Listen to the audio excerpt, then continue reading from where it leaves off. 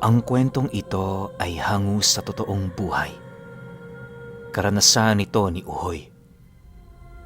Taong 1981, San Policarpo, Eastern Samar.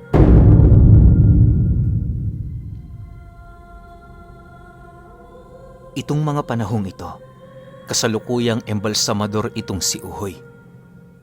Bata pa lamang siya, nakatadhana na yung trabaho para sa kanya dahil sa iyo ng pangunahing hanap buhay ng kanilang pamilya.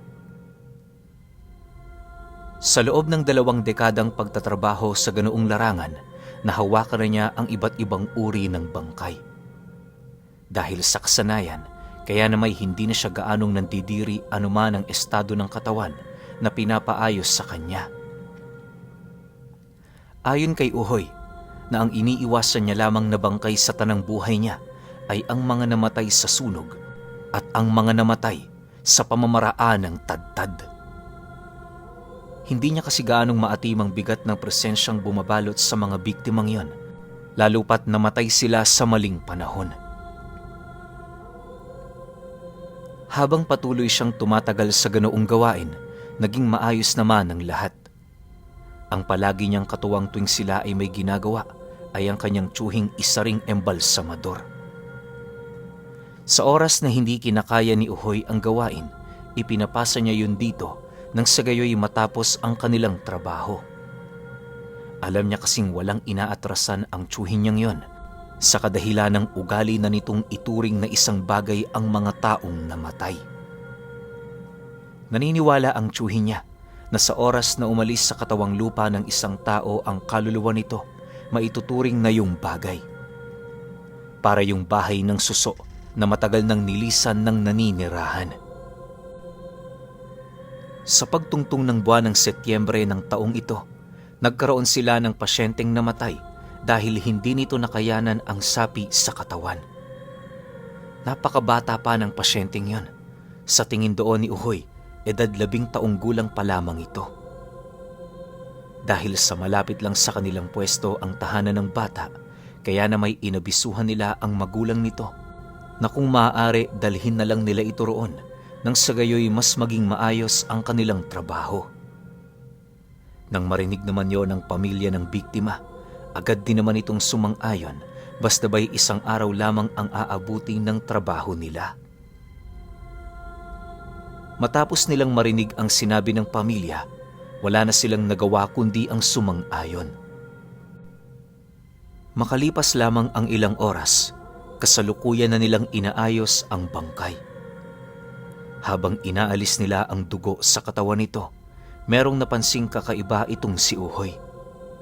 Hindi pangkaraniwan ang dugo ng batang yon sa kadahilan ng para itong kulay kayumanggi na namumula. Nang akmang papalitan niya na yon ng damit, doon bumungad sa kanya ang malalaking bukol nito sa dibdib. Meron din yung nakabarang bagay sa kanyang lalamunan, indikasyon na may kung anong ginawa roon ng albularyo. Dahil sa mga kakaibang kanyang nasilayan, napilitan siyang tingnan at alisin ito. Naniniwala itong si Uhoy, wala sa mga bagay na kanyang nasilayan ang normal sa isang ordinaryong bangkay. Habang dahan-dahan niyang binubuksan ang bunganga ng bangkay, doon niya nasilayan ang pag-usli ng isang itim na sisiw na halos wala pang balahibo sa katawan. Inakala niyang patay na ito pero pagtitig niya rito, biglang kumurap ang mga mata nito. Dala ng kanyang pagkagulat at pagkabahala, dali-dali naman niyang tinawag ang kanyang tiyuhin para patingnan ng sisiw na kanyang nasilayan. "Chong, tingnan niyo nga to. Bakit may sisiw sa bunganga ng batang to?" Nababahalang wika ni Uhoy sa tiyuhin niya. Matapos naman itong marinig ang kanyang sinabi, dali-dali naman yun sa kanyang lumapit. Pagbuka ng tiyuhin niya sa bangkay ng bata, agad din naman itong nasilayan ang sisiw na kanyang nakita. Pero sa puntong hindi na yun gumagalaw, animoy patay na. Dahil dito, dahan-dahan nila yung dinukot sa lalamunan gamit-gamit ang isang pang-ipit. Noong una madali lang nila yung naiangat, Pero nang malapit na yun sa may dila, bigla na lamang itong tumigas. Sinubukan na din nilang hilahin ito sa pamamagitan ng kamay, subalit bigo silang mailabas ang sisiw. Maya-maya pa, nakaamoy na din sila ng kakaibang baho sa bangkay na siyang naging sanhi upang layuan muna nila ito pansamantala. Inakala ni Uhoy na ordinaryong amoy lamang ito ng mga namatay na, subalit nagkamali siya. Sa pagsapit ng 5:00 ng hapon, habang abala sila sa pag-iisip ng paraan kung papaano matanggal ang sisiw na yon, bahagya namang nabaling ang kanilang atensyon sa pinto nang makarinig sila ng may kumakatok. Pagbukas nila rito, bumungad sa kanila ang isang matandang lalaki na merong daladalang bayong. Hindi pa man nila yon pinapapasok, bigla naman itong naglakad papaloob na para bang meron itong hinahanap. Sinubukan pa nila yung pigilan pero paghawak niya sa balikat ng matanda, bigla yung lumingon sa kanya, sabay sabi ng, "Asan yung bata? May kinuha ba kayo sa katawan nito?" Nang marinig ito ni Uhoy, doon niya napagtanto kung ano ang tinutukoy nito. Sinubukan niya pa noong magmaang-maangan pero hindi maikukubli ng kanyang paningin ng katotohanan sa likod ng mga kakaibang bagay na kanyang nasaksihan. "Nasa loob. Wala pa naman kaming kinukuha sa batang yon. Sa katunayan, inuumpisahan pa lang namin siyang linisan. Bakit, Manong? Ano bang pakay niyo sa bangkay na yon?" Sagot naman dito ni Uhoy. Dahil sa sinabi nito, dali-dali namang tumungo ang matanda sa kinaroroonan ng bangkay. Pagdating nila sa silid, bumungad sa kanila ang hubot-hubad nitong katawan at nakabuka nitong bibig. Matapos yung masilayan ng matanda, agad naman itong isinara ang bunganga ng bata habang nag-uusal. Noong una, inakala lamang ni Uhoy na ordinaryong kaganapan lamang ang kanyang mga nasisilayan, subalit nang masipat niya ang dahan-dahang paggalaw ng daliri ng bangkay na yon, doon na siya unti-unting kinabahan. Kung dumilat lang sana ang mga mata nito, mauunawaan niya pa. Pero ang paggalaw ng mga braso nito kahit ilang oras na yung patay, hindi naman siguro kapani-paniwala. Sa pagpapatuloy ng kanyang pagmamasid, minabuti niyang paalisin muna sa silid na yon ang kanyang tsuhin. Ayaw niya kasing makita nito ang kanyang mga napansin, gawa ng nasisiguro niyang yon ang magsisilbing daan para magtapos ang trabaho nilang kanila pang minana sa mga ninuno nila. Makalipas lamang ang ilang minuto, nang lumabas na ang tsuhin niya, dali-dali naman siyang bumalik sa kinaroroonan ng matanda. Paglapit niya rito, nasipat niya yung may kinukuhang iba't ibang gamit sa dala nitong bayong. May mga kakaibang bagay din itong inilalagay sa ulo at paana ng bangkay na para bang naghahanda yun ng isang kakaibang ritual. Dala ng kuryosidad ni Uhoy, sinubukan niya yung kausapin para malaman kung ano ang nais nitong gawin. Matapos namang marinig ng matanda ang kanyang mga katanungan, hindi na ito nagdalawang isip pang ilahad sa kanya ang katotohanan. Ayon sa matandang yon, bagaman patay na ang bata, nanatili sa katawan nito ang espiritu at sumpa ng demonyong minsan niya doong pinalayas. Naniniwala itong natalo niya ang dyablo, pero hindi siya nakakasiguro na tuluyan niyang nalipol sa katawang lupa ng biktima ang kabuuan ng kapangyarihan nito. Dagdag pa ng matanda na, kung hindi siya nagkakamali, ang sisiw na kanilang nasilayan sa bibig ng bata ay isang matibay na palatandaan na meron doong nangyayaring kakaiba. Sa pagpapatuloy ng pag-uusap nila, doon nalaman ni Uhoy kung ano ang nangyari sa batang yon noong nabubuhay pa ito. Sa pagkakatanda niya, nag-umpisa ang sakit ng bata noong minsan itong inusog ng mambabarang na nagawa na ring paslangi ng matanda.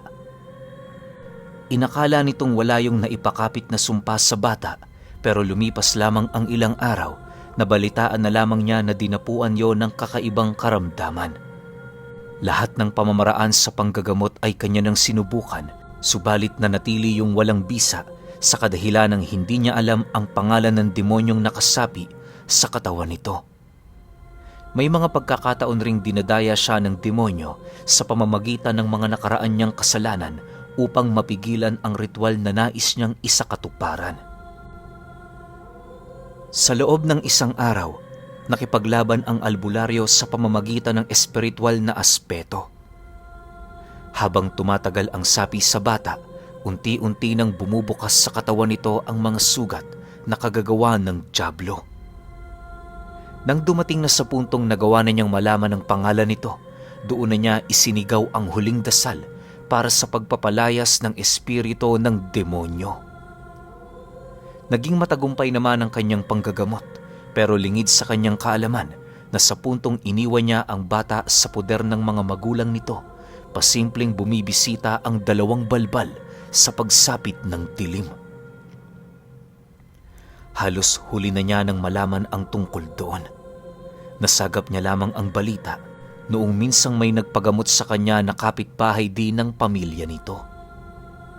Dagdag pa ng matanda, sinubukan niya ang lahat ng paraan para maisalba ang bata, ngunit huli na ang lahat.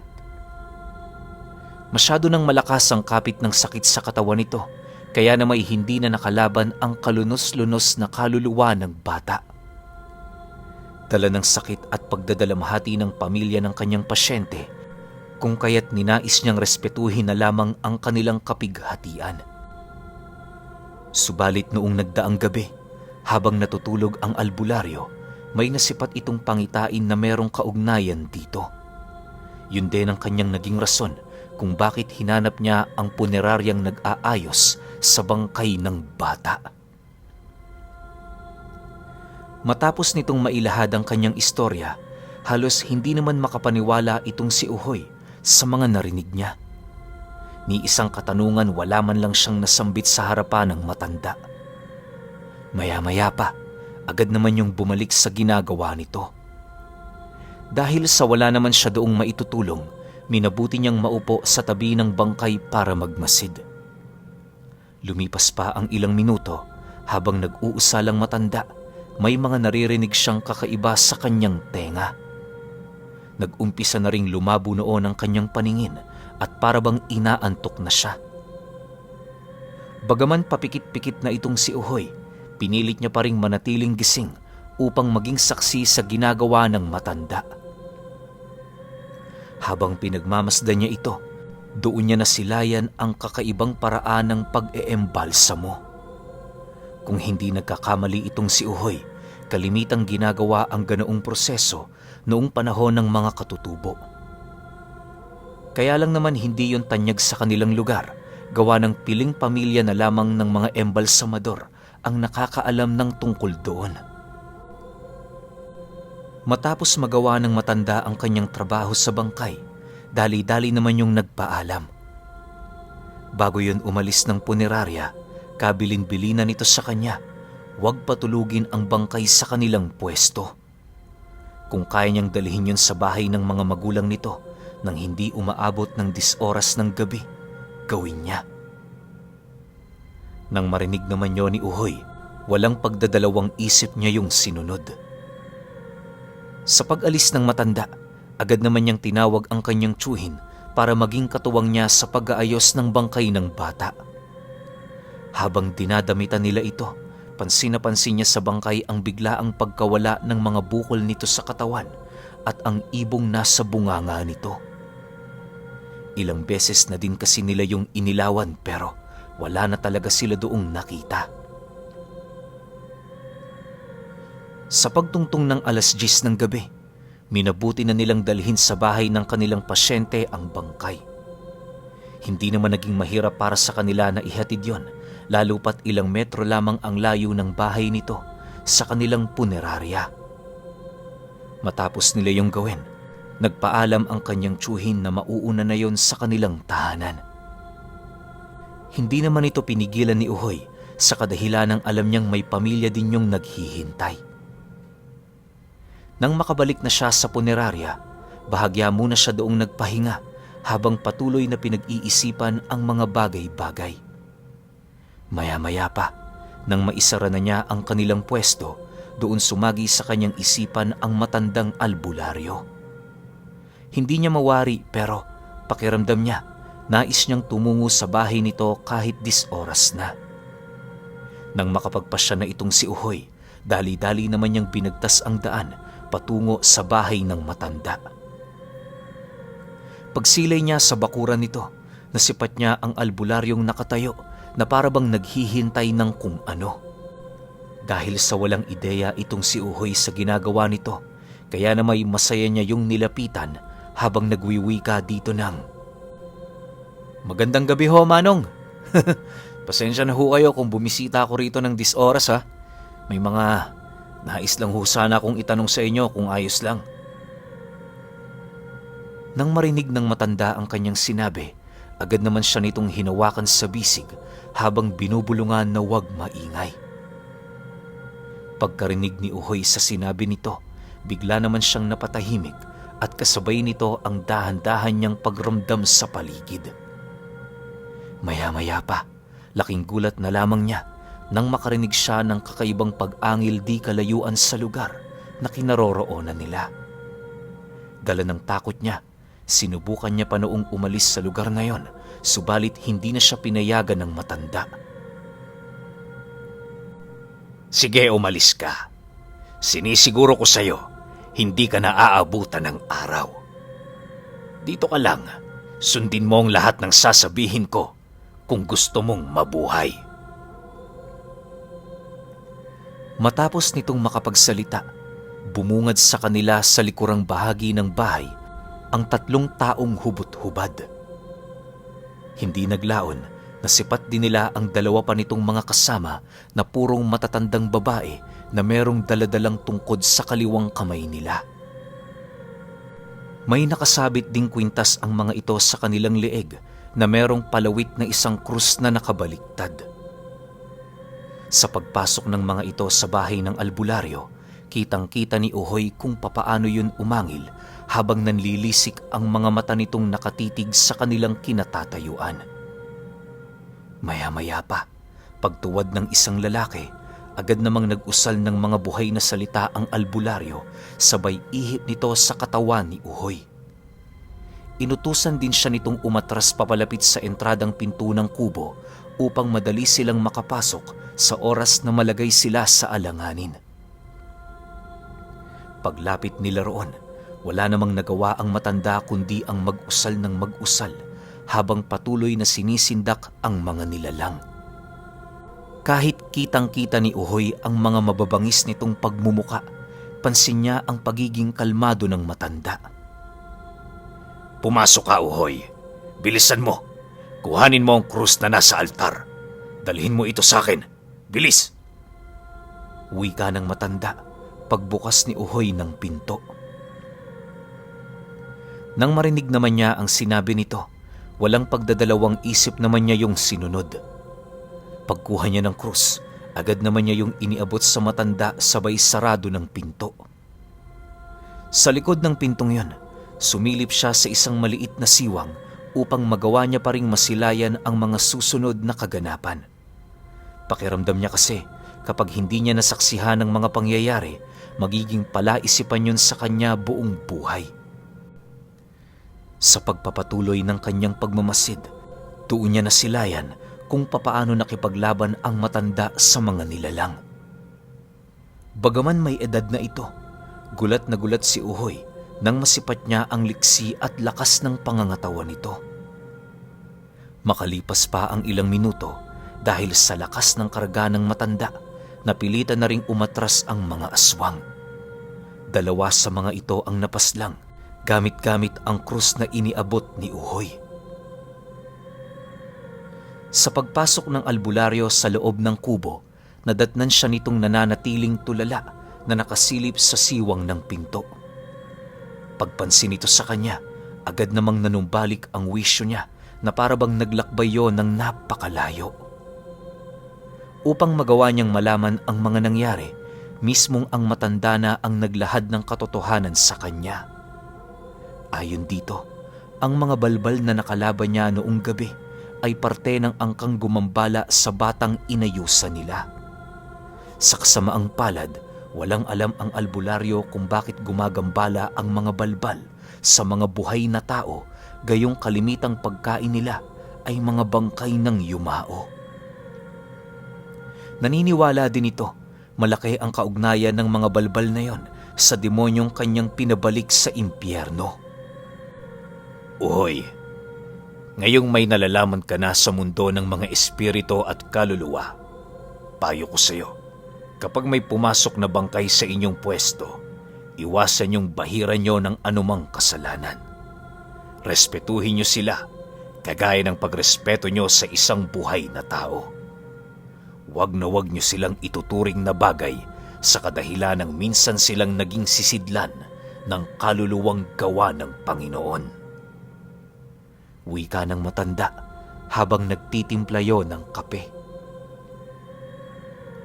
Nang marinig naman niya ang sinabi nito, wala naman siyang nagawa kundi ang sumang-ayon. Magmula noon, unti-unti nang nag-iba ang kanyang pananaw sa pisikal na mundo ng mga tao. Para kay Uhoy, hindi umiikot sa mundong yon ang totoong buhay, bagkus ay sa kabilang bahagi nito. Sino man sa mga tao ang mapalad na magkaroon ng kamalayan sa mundong yon, ang lubos na pinagpala ng Panginoon. May kung ano sa kaloob-looban niya ang naniniwala ukol sa buhay sa lupa at buhay sa langit ng mga tao. Sa pagpapatuloy ng kanilang pag-uusap, inabisuhan siya ng matanda na maaaring madamay silang magtsuhin sa digmaang nakaamba sa hinaharap. Pinagbasehan ng albularyo ang pagkakaroon niya ng kaugnayan sa pangyayari noong gabi, kaya nito nasabi ang bagay na yun sa kanya. Matapos naman itong marinig ni Uhoy, isa lang ang nasabi niya sa matanda at yon ay ang mga katagang, "Kung hindi namin sila matatakasan, mas mainam na turuan mo ko ng iyong mga nalalaman." Gusto mong matuto kung papaano humawak ng buhay na salita, iho? Payo ko lang sa'yo, mabigat ito sa pamumuhay. Wala kang albularyong makikitang yumaman sa kabila ng mga tinataglay nilang karunungan. Kung gusto mong tahakin ang landas na aking dinaraanan, nakahanda kang isuko ang anumang pag-aari mo ngayong pangkasalukuyan.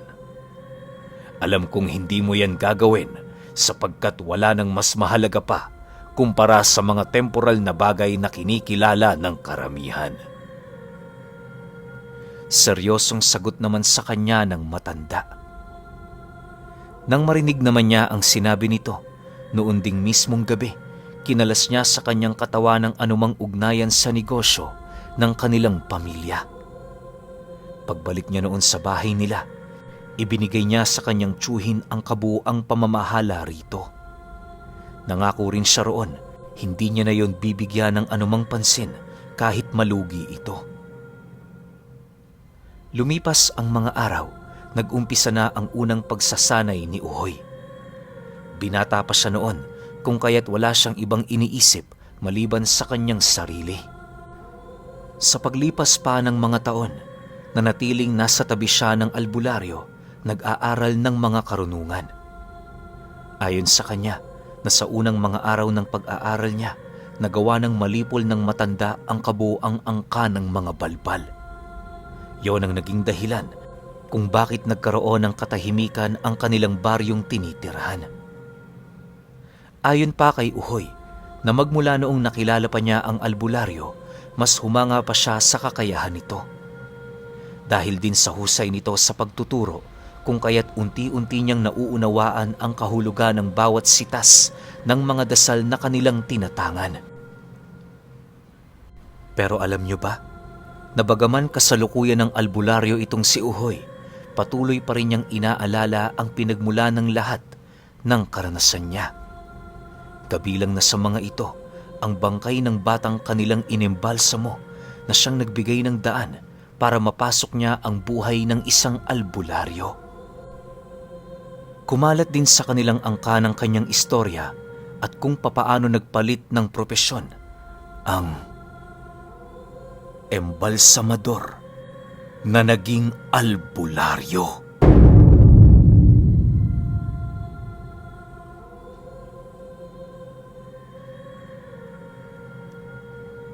Okay, opinyon ko sa kwento.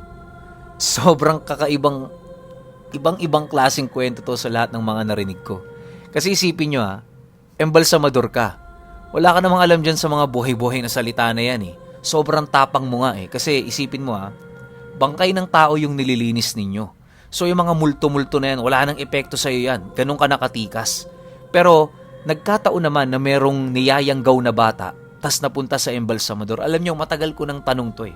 Paano kaya yung isang patay na niyanggaw tapos ipapa-embalsamo mo, paano mo lulusawin lahat ng laman loob nun?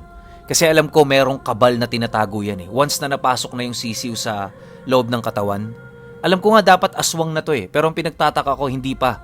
Kumbaga, nalusaw na yung itlog sa tiyan niya eh. Hindi pala nalusaw, nadurog na. So ibig sabihin, nanganak na, sisiw na yun. So dapat yung bangkay ng batang yun buhay. Pero ang sabi kasi nung manggagamot, nagapi niya kung sino man yung demonyo na kumokontrol doon. Pero hindi niya 100% na sigurado na lahat ng sumpa sa bata ay natanggal niya. So siguro yun nga talaga yung tinadhana ng Diyos para kay Uhoy na maging isa siyang albularyo. Kasi kung ako, sobrang napaka-imposible nito tsaka napakahirap mangyari nung ganitong bagay. Pero at least meron tayong ganitong klase ng kwento, di ba? Pero kayo pa rin, kung may opinyon kayo sa kwentong ito, comment nyo lang sa baba. Yun lang. Hanggang sa susunod na kwento. Salamat.